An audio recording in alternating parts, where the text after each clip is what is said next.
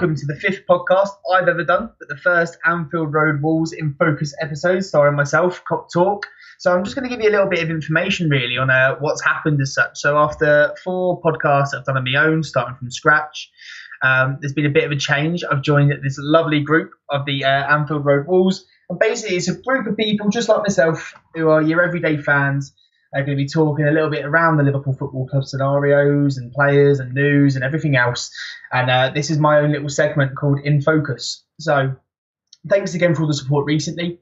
Obviously, I did do a poll for you guys to obviously give me a bit more information on what you wanted for this episode. And the one that sort of came out on top was around the rise of Coutinho. So I'm going to touch on that last and talk where I think he now needs to improve to take his game that next step further. But the first thing I'm going to want to touch on is the Mamadou Sakho conversation. Now, all over the last 3 or 4 weeks, especially after the Virgil van Dijk, where, as we all know, the scenario around him now, that he is joining, he's not joining. Oh, no, he is again. Oh, no, he's not. At the moment, as it looks to me, he's not joining until something miraculous happens. I don't feel like Southampton are going to want to do business with ourselves. More to make a point to their fans, I think, than anything else. And I know quite a lot of people down in Southampton, and they've got this general consensus that Liverpool seem to be taking all their players, and they don't like the fact that Liverpool are competing at a level where, in fact, 4 of our team is actually full of players from Southampton. So going into it, really, looking at this Mamadou Sakho situation now, everybody on Twitter is saying, well, actually it's half and half. I've seen people saying, get Sakho back in the side, Lovren's crap, or, Van Dijk, we need to sign Van Dijk. How good would he be along Sakho? Well, quite frankly, my argument to this is I don't think Mamadou Sakho should remain a Liverpool player. I think Sakho should be gone, and I don't really understand a lot of the fans' opinion on it. Obviously, we're all entitled to our own opinion, but I'm going to sort of give you the reason why I think Mamadou Sakho shouldn't even be considered as a Liverpool player. Obviously, we signed Mamadou Sakho for 18 million from PSG. He had quite a successful time at PSG as well, let's not forget that, and he was going to be known as one of the French future captains, but when he came to Liverpool back in 2013, the first season we had with him, he only made 19 appearances. In his first season, he did get a Premier League runners-up medal. But for myself, probably not as much as what you would have wanted to see from Sakho, and he looked a bit shaky. Going forward, we then had the next season. So let's not forget, in 2014-15 season, Mamadou Sakho was left out of the squad for the Merseyside derby clash, and when he found out, he left the stadium. Now, I get players being frustrated, I understand that. I think, it's the biggest game of the season for a lot of Liverpool fans.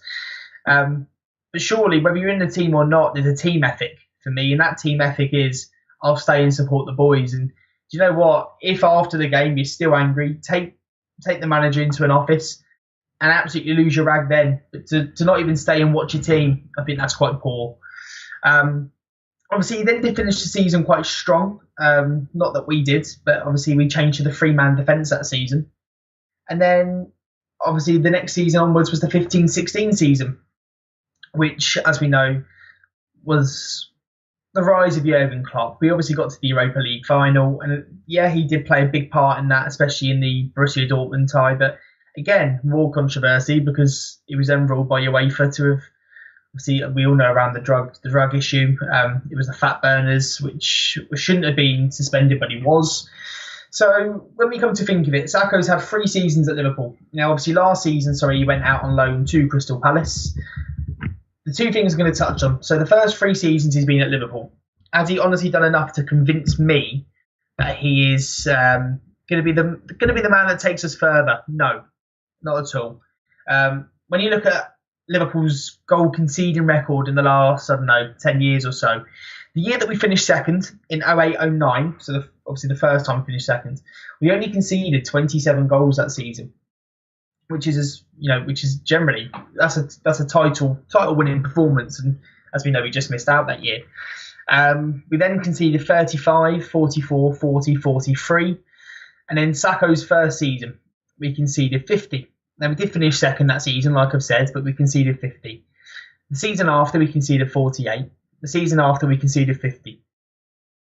So, can somebody tell me, if Mamadou Sakho has been at the club for the last 3 years and we've still conceded those number of goals, why would Mamadou Sakho be the man to fit in that centre-back spot and help Liverpool push on any further. Now, I get that he's great for social media. He's a bit of a cult hero. We love to see, obviously, he stops off and pats Scouse dogs and everything else. But for me, that's not enough. And the amount of controversy we've had, I don't even need to go over the Jurgen Klopp controversy. He broke rules. I fully back Jurgen Klopp. If you don't have discipline and rules in a team, you'll just get walked over. And he made an example of Sacco, but it was a right example. And then I've heard people say to me, well, look how good he defended at Crystal Palace. Yeah, he did, but that's because they were constantly defending. He had two defensive midfielders in front of him. He obviously had a flat back four. He was part of it where he's constantly defending. And there's no doubt about it, Mamadou Sakho is a good defender. But defending for Crystal Palace and defending for Liverpool is a completely different ballgame. When you're defending for Crystal Palace, like you say, you're constantly defending. You've got to stay alert. When you're Liverpool, you may not have many attacks at you. You may have 6 or 7 different attacks. The problem with Mamadou Sakho for me was his concentration. He never seemed like he was 100% in the game. And he was still part of those defences that actually, when you look at it, apart from last season, obviously we only conceded 42 last season in the Premier League. The last 3 seasons in total, we conceded 148 goals. And Mamadou Sakho is a part of that. So no, I don't think Sakho's the man to take us forward. And obviously, I'm hoping we can get 25, 30 million for him and spend that elsewhere. But that was just a little bit of my touch on it, really. And obviously, I'd love to hear your feedback on if give me the reasons why you think Sakho, could be the man that you think helps transform this Liverpool defence. But for me, it's a no-go. So moving slightly on, I'm going to talk about my favourite Liverpool player right now, Philippe Coutinho. Now, a lot of you said to me about, you voted actually, didn't you? About how can he get even better?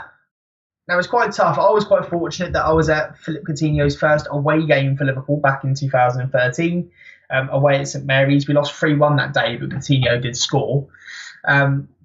When you look back at the fact that we bought him for £8 million, it really is one of the biggest bargains in this century.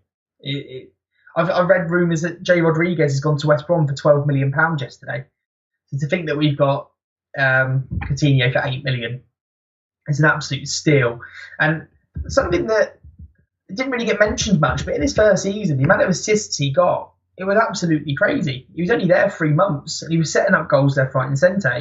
He set up goals at Swansea, he set up goals at Wigan, he set up goals at Aston Villa, he set up goals at Newcastle, he set up goals at Craven Cottage. That's 5 different games that he actually set up a goal. So he wasn't known for his goal scoring, he was just known to play a killer pass. The next season, he was obviously part of our title run, and he made that massive goal against Manchester City, which, is one of my favourite Liverpool games ever. But obviously, we didn't go on to win the league, but still, Coutinho was integral to how we pushed forward. And then the season after, he got better and better and better. So now we're at the stage now where last season, I'm sure a lot of you feel the same, that when I pay £43 to go watch Liverpool and I sit in the cop, sometimes he's worth the admission fee on his own because he's just that talented. I've never known a player that makes the game look so easy, but also has that work ethic to chase back and win the ball and press. He's what probably 2 or 3 years ago you'd say he's your flair player, your fancy player. So I never see Eden Hazard chase back. But Coutinho seems to add to this game where he's a team man. As much as he could do it by himself, he is a team player. And that's why I think to make his game even further now, he improved on his shooting. I mean, I think it was in the FA Cup against Bolton. Before that game, there was people saying, obviously, he needs to work on his end product. And since then, he was scoring screamers for fun. And I've never been... I get so excited watching Coutinho play, and it's getting to the point now where I think every Premier League team and myself, when he gets 30 yards away from goal, you panic because you just know something's going to happen. And then you sort of think, right, okay, so he's now scoring goals, he's setting up goals. It's now got to be about who he scores the goals against. Can he score them against the big teams? Well, we say that, but obviously in the last 2-3 seasons, he scored 2 against Chelsea at Stamford Bridge in the 3-1 win. He scores against Manchester City every single time. He loves playing against Man City. He scored 2 against Arsenal this season, away at the Emirates. I don't think he's ever scored against... Actually, no, tell a lie. Last season, he did score against Tottenham at the Cop End. And even when you look at the Merseyside derbies, he scored in Merseyside derbies. Okay, so now he's doing it in another stage against the big teams. For me, this season, the way we're going to get Coutinho to be in that elite bracket. For me, he's in that world-class bracket. To get into that elite bracket of the Luis Suarez, the Ronaldo, the Messi, what he now needs to do is, in the Champions League this season, this is where he proves himself. If Liverpool can get a good Champions League run this year, and Coutinho is integral to that, so scoring goals, setting up goals, dictating play, like he did against West Ham. I know West Ham's obviously not a Champions League opponent, but the way that he dropped deep, got the ball and played, let's not forget that pass for Sturridge was a 40-yard pass that Sturridge went and scored. And Coutinho then went and scored 2 goals straight after. He contributed in 3 goals out of 4. If he can now do that in Europe against some of the big boys, I think we're truly seeing a man that's going to be coming to the top of his game, and he's just getting to his peak now. So the 2 things for me, he needs to stay injury-free, which is easier said than done. And then he also now has to do it in Europe. If he can do those 2, we're going to have an even more special player on our hands. And I have to say, it's an absolute privilege to watch him play football. Apart from that, then, thank you very much for listening. Obviously, like I said to you, this is going to be an episode that is going to be coming out either once or twice a week. And obviously, make sure to give the other guys a follow, the Anfield Road Wolves. There's loads of them on there that obviously talk about all Liverpool-related stuff. And like I've always said, football is a game of opinions. As much as we love the sport, it's a game of opinions. I want to hear yours. If you can give me any feedback, I'd really appreciate that. And obviously, give me a follow at CopTalk1892.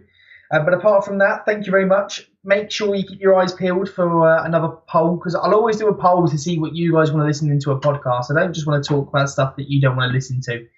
I want to know what you want to hear about. So either let me know if you've got any questions, write them in, send them in to me on Twitter, or obviously message our Twitter page, the Anfield Road Wolves. Let me know, and we'll go from there. But apart from that, you guys enjoy the rest of your day. Thank you very much. Speak soon.